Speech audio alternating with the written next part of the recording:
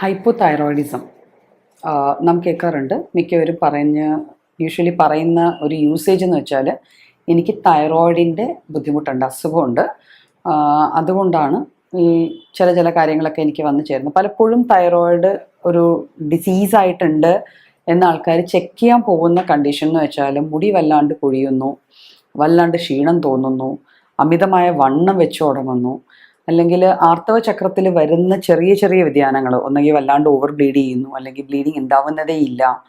അപ്പം ഇങ്ങനത്തെ ഫീച്ചേഴ്സാണ് പലപ്പോഴും തൈറോയിഡ് ഫങ്ഷനിൽ എന്തെങ്കിലും ഒരു അപാകത ഉണ്ടോ ഇല്ലയോ എന്നുള്ളത് നോക്കാനായിട്ട് ഒരു ഡോക്ടറെ അല്ലെങ്കിൽ ഒരു ഫിസിഷ്യനെ അല്ലെങ്കിൽ ഒരു എൻഡോക്രൈനോളജിസ്റ്റിനെ ഒരാൾ സമീപിക്കുക.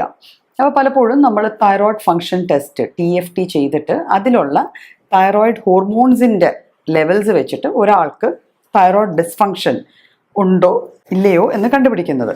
അപ്പോൾ തൈറോയിഡ് ഡിസ്ഫങ്ഷൻ എന്ന് പറയുമ്പം തൈറോയിഡ് ഗ്രന്ഥിയുടെ പ്രവർത്തനത്തിൽ വരുന്ന ന്യൂനതയാകാം, ആധിക്യമാകാം. ഇത് രണ്ടും അതിൽ വരുന്നതാണ്.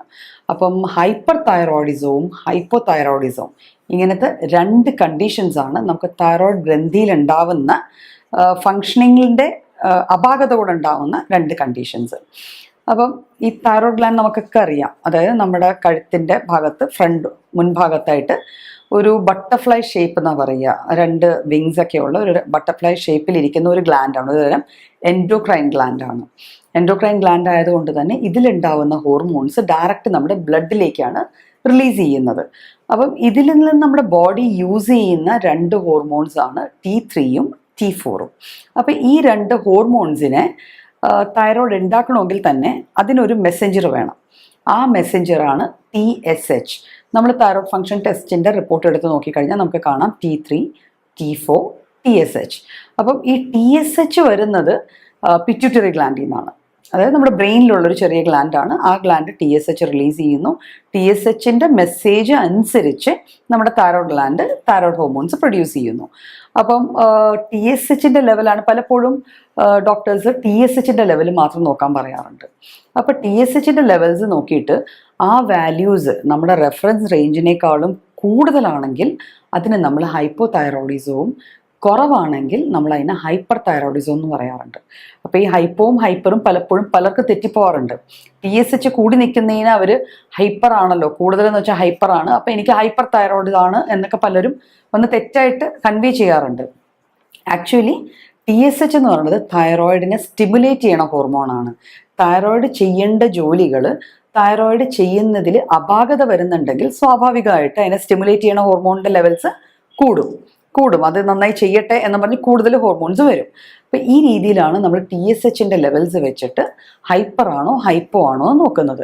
ഈ രണ്ട് കണ്ടീഷൻസും തൈറോയിഡിൽ വരുന്ന ഹൈപ്പർ തൈറോയിഡിസം ആണെങ്കിലും ഹൈപ്പോ തൈറോയിഡിസം ആണെങ്കിലും രണ്ടും ഭയങ്കര ഡിഫറെൻ്റ് ആയിട്ടുള്ള രണ്ട് പോൾസിൽ നിൽക്കുന്ന തരത്തിലുള്ള ഒരു സിംറ്റംസ് അല്ലെങ്കിൽ ഒരു കുറേ ലക്ഷണങ്ങളായിരിക്കും നമ്മളുടെ മുന്നിൽ വെക്കുക. രണ്ട് സെറ്റിലും, അതായത് ഹൈപ്പർ തൈറോയിഡിസത്തിലും ഹൈപ്പോയിലും ഈ രണ്ട് കണ്ടീഷൻസിലും വരുന്ന സിംറ്റംസ്, അതിൽ വരുന്ന ലക്ഷണങ്ങൾ ഒരു വ്യക്തിയെ സാരമായി ബാധിക്കുന്ന ലക്ഷണങ്ങൾ തന്നെയാണ്. അപ്പം ഈ ഒരു വീഡിയോയിൽ നമുക്ക് ഹൈപ്പോ തൈറോയിഡിസത്തെക്കുറിച്ച് ഡിസ്കസ് ചെയ്യാം. ഹൈപ്പോ തൈറോയിഡിസത്തിന് ഒരു പ്രത്യേക ലിങ്ക് ഉണ്ട്. അതായത് ഒബീസിറ്റി, അല്ലെങ്കിൽ അമിതവണ്ണം, അല്ലെങ്കിൽ ഒരു പൊണ്ണത്തടി. ഈ പൊണ്ണത്തടിയുള്ള കേസസിൽ പലപ്പോഴും ഹൈപ്പോ തൈറോയിഡിസം ആയിരിക്കും പൊണ്ണത്തടിയിലേക്ക് നയിക്കുന്ന ഒരു മെയിൻ റീസൺ. അപ്പോൾ പൊണ്ണത്തടിയുള്ള ഒരു വ്യക്തി സ്വാഭാവികമായിട്ട് ബ്ലഡ് ടെസ്റ്റ് ചെയ്യുമ്പം തൈറോയ്ഡ് ഫങ്ഷൻസ് നോക്കിയാൽ കുറച്ചുകൂടെ നല്ലതാണ്. അപ്പോൾ നമുക്ക് അറിയാൻ പറ്റും നമുക്ക് തൈറോയ്ഡ് ഡിസ്ഫങ്ഷൻ ഉള്ളത് കൊണ്ടാണോ ഈ പൊണ്ണത്തടി വന്നതെന്ന്. അപ്പം തൈറോയ്ഡ് എന്ന് പറഞ്ഞ സാധനം ശരിക്കും പറഞ്ഞാൽ തൈറോയ്ഡ് ഗ്ലാൻഡ് നമ്മളൊരു മാസ്റ്റർ ഗ്ലാൻഡായിട്ട് നിൽക്കേണ്ട ഗ്ലാൻഡാണ്.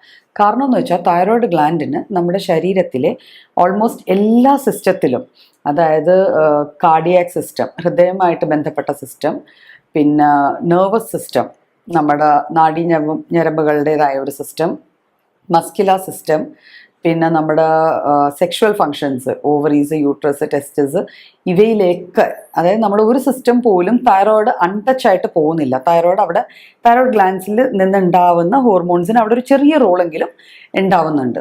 അപ്പം അതുകൊണ്ട് തന്നെ തൈറോയിഡിന് ഇത്ര ഇത്രയധികം ഫങ്ഷൻസ് ഉള്ളത് കൊണ്ട് തൈറോയ്ഡ് സിസ്റ്റത്തിൽ ഹൈപ്പോ തൈറോയിഡിസം വന്നു കഴിഞ്ഞാൽ സ്വാഭാവികമായിട്ട് തൈറോയ്ഡ് ഹോർമോൺസിൻ്റെ അളവിൽ ഒരു കുറവ് വന്നു കഴിഞ്ഞാൽ ഈ കുറവ് നമ്മുടെ എല്ലാ സിസ്റ്റങ്ങളിലും ശരിക്കും കാണപ്പെടുകയും ബാധിക്കുന്നത് ഏതെങ്കിലും ഒരു രീതിയിലുള്ള ലക്ഷണങ്ങളായിട്ട് നമ്മുടെ ശരീരത്തിൽ നമുക്കത് അറിയാൻ പറ്റുകയും ചെയ്യും. അപ്പം ചിലപ്പം ചില ആൾക്കാർക്ക് ഒരു കിതപ്പായിരിക്കും, പലപ്പോഴും കിതപ്പായിട്ടായിരിക്കും കാണുക. അപ്പോൾ വണ്ണവും കിതപ്പും റിലേറ്റഡ് ആണ്. അപ്പോൾ വണ്ണമുള്ള ആൾക്കാർക്ക് അല്ലെങ്കിൽ വണ്ണം വെച്ച് തുടങ്ങുന്ന ആൾക്കാർക്ക് വല്ലാത്തൊരു കിതപ്പ്, ചെറുതായിട്ട് ജോലി ചെയ്യുമ്പോൾ ക്ഷീണം വരിക, ശ്വാസം മുട്ടൽ പോലത്തെ ഒരു തോന്നൽ, എന്തോ തൊണ്ടയിൽ തടസ്സം നിൽക്കുന്നത് പോലത്തെ ഒരു ഫീലിങ്, ഇതെല്ലാം ഉണ്ടാവാം. പിന്നെ ശരീരത്തിൽ ഇപ്പം മസിൽസ് എല്ലാം വേദന എടുക്കുന്നുണ്ട്, അപ്പം എക്സ്റേ എടുത്ത് നോക്കി കുഴപ്പമില്ല, ബ്ലഡ് നോക്കി വേറെ വിഷയങ്ങളൊന്നുമില്ല, അപ്പം എന്തായിരിക്കും അതിൻ്റെ റീസൺ എന്നും പറഞ്ഞായിരിക്കും പലപ്പോഴും നമ്മൾ തൈറോയ്ഡ് ചെക്ക് ചെയ്യണത്. അപ്പോൾ എല്ലാ സിസ്റ്റത്തിലും ഒരു ആക്ഷൻ ഉള്ളതുകൊണ്ട് ഈ ടൈപ്പ് ഓഫ് സിംറ്റംസ്, അതായത് കിതപ്പ്, അമിതമായ ക്ഷീണം തോന്നുക, തളർച്ച തോന്നുക, ഉറക്കം കൂടുതലായിട്ട് വരികയോ ഉറക്കം വരാണ്ടിരിക്കുകയോ ചെയ്യാം. ഹൈപ്പോ തൈറോയിഡിസത്തിൽ മിക്കപ്പോഴും ഉറക്കം കൂടുതലായിട്ട് തോന്നും, ആൾക്ക് ഭയങ്കര ക്ഷീണമായിരിക്കും, ഭയങ്കര തളർച്ചയായിരിക്കും, വിയർപ്പ് തീരെ കുറവായിരിക്കും, ബോഡി എല്ലാ ഫങ്ഷൻസും സ്ലഗ്ഗിഷ് ആയിരിക്കും, സ്ലോയിലായിരിക്കും, പതുക്കെ പതുക്കെ ആയിരിക്കും എല്ലാം ചെയ്യുന്നത്, നടക്കുന്നത് പതുക്കെ, എന്തെങ്കിലും കാര്യങ്ങൾ ചെയ്യുന്നത് പതുക്കെ, എല്ലാം പതുക്കെ പതുക്കെ ചെയ്യുള്ളൂ. ചിന്തിക്കാൻ പോലും ചിലപ്പം ഒരു മടി തോന്നും, ഒരു ഫെറ്റീഗ് അല്ലെങ്കിൽ ഒരു തളർച്ച തോന്നും. അപ്പം ഈ പതുക്കെ പതുക്കെ നമ്മൾ പുറമേ ചെയ്യുന്ന ആക്ടിവിറ്റീസ് പോലെ തന്നെ ശരീരത്തിനുള്ളിലുള്ള, ഇപ്പോൾ ആമാശയത്തിൻ്റെ ആക്ടിവിറ്റി ഭയങ്കര സ്ലോ ആയിരിക്കും, അപ്പോൾ ഡൈജഷൻ പ്രോപ്പർ ആയിരിക്കില്ല. അതുകൊണ്ട് തന്നെ ഹൈപ്പോ തൈറോയിഡിസം ഉള്ള ഒരാൾക്ക് കോൺസ്റ്റിപ്പേഷൻ വരാനുള്ള ചാൻസ്, മലബന്ധം വരാനുള്ള ചാൻസ് കുറേ അധികം കാണപ്പെടാറുണ്ട്. അവരിൽ കുറേ അധികം ഈ ഒരു കണ്ടീഷൻ വരാറുണ്ട്. പിന്നെ വിയർപ്പ് ഗ്രന്ഥികളും എല്ലാ ഗ്ലാൻസും സ്ലോ ആക്ടിങ് ആയി പോവുകയാണ്. അപ്പോൾ വിയർപ്പ് ഗ്രന്ഥികൾ പ്രോപ്പറായിട്ട് വർക്ക് ചെയ്യാതെ വന്ന് സ്കിൻ ഡ്രൈ ആയിട്ട് വരിക, പിന്നെ ഡ്രൈ സ്കിൻ്റേതായ കോംപ്ലിക്കേഷൻസ് വരിക, പിന്നെ ആർത്തവ ചക്രത്തിൽ മാറ്റങ്ങൾ, പലപ്പോഴും പീരിയഡ്സ് കുറേ നാൾ വരാതെ ഇരുന്നിട്ട് വരുമ്പം അങ്ങ് കുറേ ലോങ് ലാസ്റ്റിംഗ് ആയിട്ട് കുറേ അധികം ദിവസം ഓവറായിട്ട് ബ്ലീഡ് ചെയ്ത് അതുമായിട്ട് അസോസിയേറ്റഡ് വല്ലാത്ത വയറുവേദനയോ നടുവേദനയോ ശരീരം വേദനയോ തളർച്ചയോ ഇതെല്ലാം അതിൻ്റെ കൂടെ തന്നെ കാണപ്പെടുകയും ചെയ്യാം. പിന്നെ വെയിറ്റ് ഗെയിൻ, തൈറോയിഡ് ഹൈപ്പോ തൈറോയിഡിസത്തിൽ വെയിറ്റ് ഗെയിൻ ഉണ്ടാവുക എന്നുള്ളത് ഒരു വലിയ സെറ്റ് ബാക്കാണ്.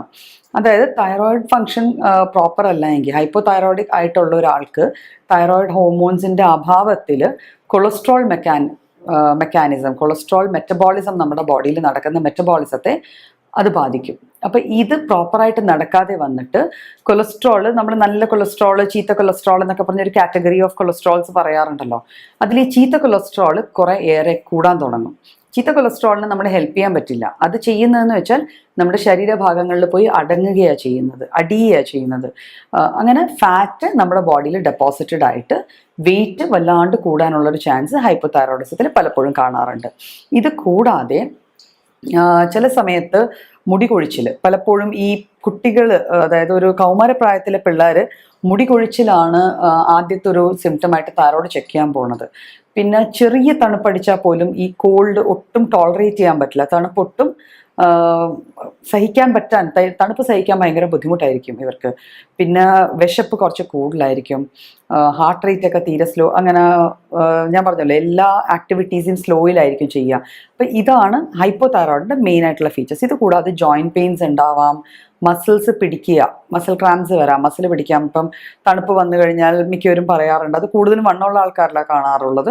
അതായത് തണുപ്പ് കാലങ്ങളിൽ രാത്രി മസിൽ കോച്ചി പിടിച്ചു, കാലിലെ മസിൽസ് പിടിച്ചു, അല്ലെങ്കിൽ തൊടയിലെ മസിൽസ് പിടിച്ചു. അപ്പോൾ ഇതും ഹൈപ്പോ തൈറോയിഡിസത്തിൻ്റെ ഒരു ഫീച്ചർ തന്നെയാണ്. പിന്നെ ഞാൻ ഓൾറെഡി പറഞ്ഞു കോൺസ്റ്റിപ്പേഷൻ. അപ്പം എങ്ങനെയാണ് നമുക്ക് ഈ ഹൈപ്പോ തൈറോയിഡിസം ഒരാൾക്ക് വരുന്നത്? അപ്പം അതിന് പ്രത്യേകിച്ച് കാരണങ്ങൾ വല്ലതും ഉണ്ടോ? എന്താണ് അതിൻ്റെ പിന്നിലെ റീസൺസ്? അപ്പം ഇതിൻ്റെ പിന്നിലും ഇപ്പം ഹാഷിമോട്ടോസ് തൈറോയിഡൈറ്റിസ് എന്ന് പറഞ്ഞൊരു കണ്ടീഷൻ ഉണ്ട്. അവിടെ എന്ന് വെച്ചാൽ ഒരു ഓട്ടോ ഇമ്മ്യൂൺ ഡിസോർഡറാണ്. അപ്പോൾ ഈ ഡിസോർഡറിൽ നമ്മുടെ ബോഡിയിലെ സെൽസ് തന്നെ തൈറോയ്ഡ് സെൽസിനെ ഡിസ്ട്രക്ട് ചെയ്തിട്ട് അതിൻ്റെ ഫങ്ഷനിങ്ങിനെ ബാധിച്ച് അങ്ങനെ തൈറോയ്ഡ് ഹോർമോൺസിൻ്റെ ഒരു അഭാവം ശരീരത്തിൽ വന്നു ചേരുക. അപ്പോഴും ഈ നേരത്തെ പറഞ്ഞ എല്ലാ ഫീച്ചേഴ്സും അതിൽ കാണാറുണ്ട്.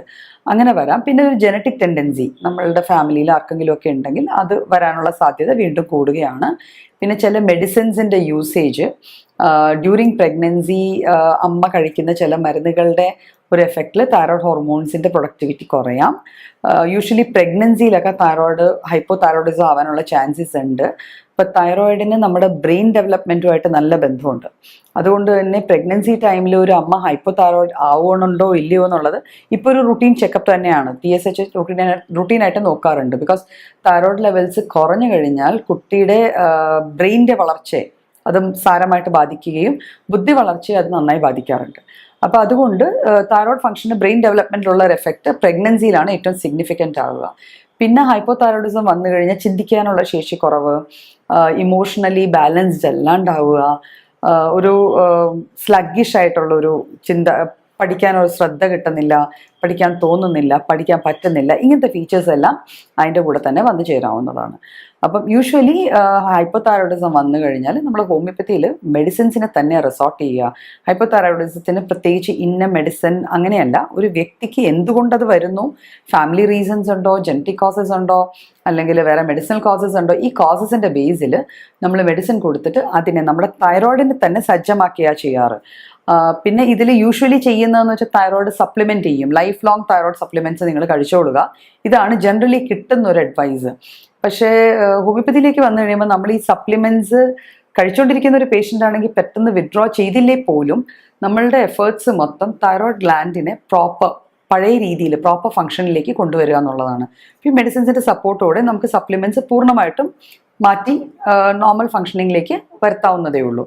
പിന്നെ തൈറോയിഡ് വന്നു കഴിഞ്ഞാൽ ഡയറ്റുമായിട്ട് വലിയൊരു റിലേഷൻ പൊതുവേ ആൾക്കാർ പറയാറുണ്ട്. ക്യാബേജ് കഴിക്കാറില്ല, കോളിഫ്ലവർ ഇല്ല, കപ്പ കഴിക്കുന്നില്ല. ഒരു ചോദ്യം വരാറുണ്ട്, ഈ ഫുഡൊക്കെ കഴിച്ചാൽ തൈറോയിഡിൻ്റെ ഇഷ്യൂസ് വരുമോ എന്ന്. ആക്ച്വലി ഹൈപ്പോ തൈറോയിഡിസത്തിന് ഈ ഫുഡ് കഴിക്കുന്നത് ഒരു കാരണമല്ല. പക്ഷെ ഹൈപ്പോ തൈറോയിഡിസം ഉള്ളൊരു വ്യക്തി ഈ ഫുഡ് ക്രമാതീതമായിട്ട് കഴിക്കുക, ഒരു വലിയൊരു പോർഷൻ കുറേ അധികം ഈ ഫുഡൊക്കെ കഴിച്ചു കഴിഞ്ഞാൽ ഇത് അയഡിൻ അബ്സോർപ്ഷനെ ബാധിക്കുന്ന ഫുഡാണ്. അതുകൊണ്ട് ഉണ്ടാവുന്ന ഒരു ഡിസ്കംഫർട്ട് ഉണ്ടാവും. അതുകൊണ്ടാണ് യൂഷ്വലി നമ്മൾ ഈ ടൈപ്പ് ഓഫ് ഫുഡൊന്നും കഴിക്കണ്ട എന്ന് പറയാറ്. പിന്നെ ഫോർട്ടിഫൈഡ്, ഇപ്പം നമുക്ക് എല്ലാവർക്കും സോൾട്ട് അവൈലബിൾ ആയിട്ടുള്ള അയഡിൻ ഫോർട്ടിഫൈഡ് സോൾട്ടാണ് കിട്ടുന്നത്. അപ്പം അത് നമ്മൾ യൂസ് ചെയ്യുന്നതുകൊണ്ട് തന്നെ പിന്നെ സ്മോൾ സീ ഫിഷസ് ഒക്കെ കഴിക്കുന്നുണ്ട്. പലപ്പോഴും നമുക്ക് ഈ ഒരു അയഡിൻ ഡെഫിഷ്യൻസി കൊണ്ടുണ്ടായേക്കാവുന്ന തൈറോയ്ഡ് ഡിസ്ഫങ്ഷൻസ് നമുക്ക് മാനേജ് ചെയ്യാൻ പറ്റാറുണ്ട്. പിന്നെ തൈറോയിഡിൻ്റെ ഇഷ്യൂ പറയുമ്പോൾ ഒരു വലിയ കാര്യമാണ് ഗോയിറ്റർ എന്ന് പറഞ്ഞാൽ സിംപ്ലി ഒരു സ്വെല്ലിംഗ് ഓഫ് തൈറോയ്ഡ് ഗ്ലാൻഡ് എന്ന് മാത്രമാണ്. ഗോയിറ്റർ കണ്ട ഉടനെ എനിക്ക് ഹൈപ്പോ തൈറോയിഡാണ് അല്ലെങ്കിൽ എനിക്ക് ഹൈപ്പർ തൈറോയിഡാണെന്ന് നമുക്കൊരു നിഗമനത്തിലേക്ക് എത്താൻ പറ്റില്ല.